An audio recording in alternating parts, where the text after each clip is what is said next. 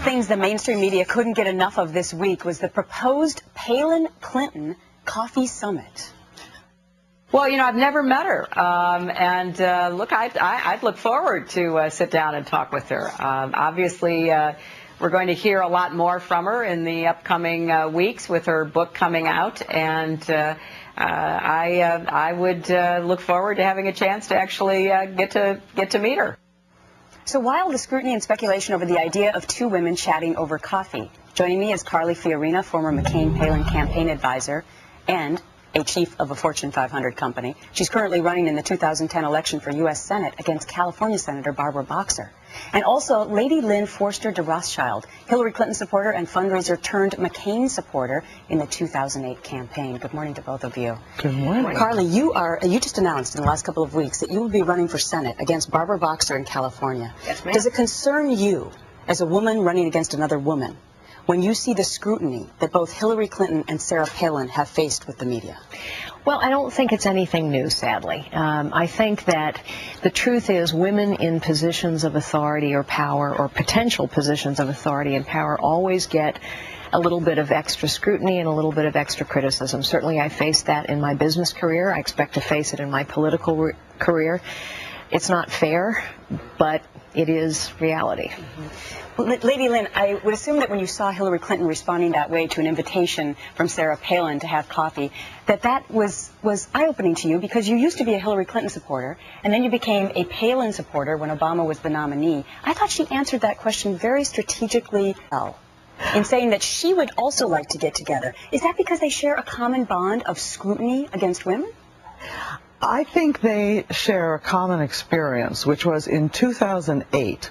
The media not only had their issues with women, but the media was so invested in promoting Barack Obama that they had to do all they could to demean both Hillary and Sarah. And I'm still a Hillary Clinton supporter.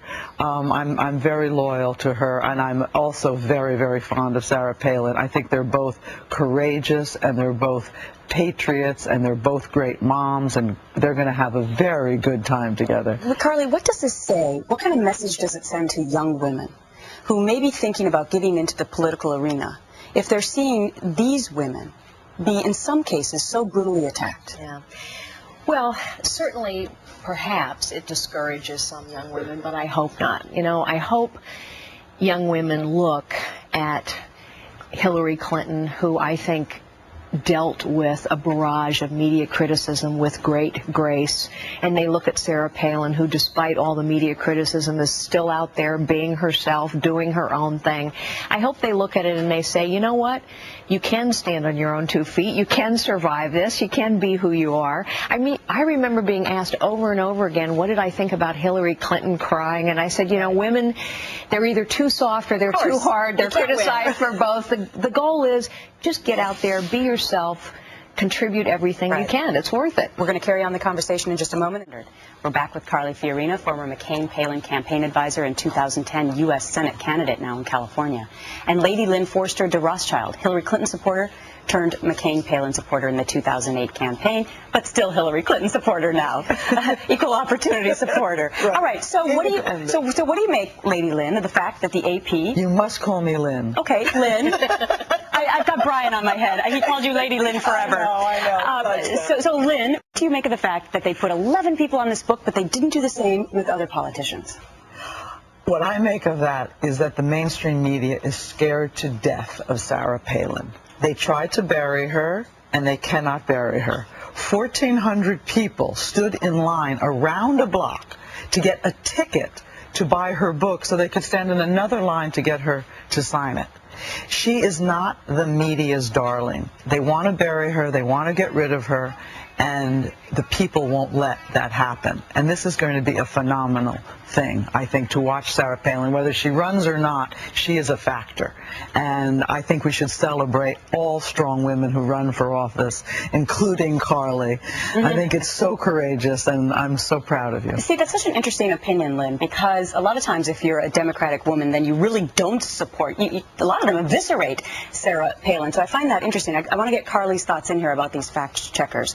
They did not do it for Biden, Obama, Kennedy, And for that matter, Giuliani, Gingrich, both sides of the fence. Why do you think they're doing it for Sarah Palin?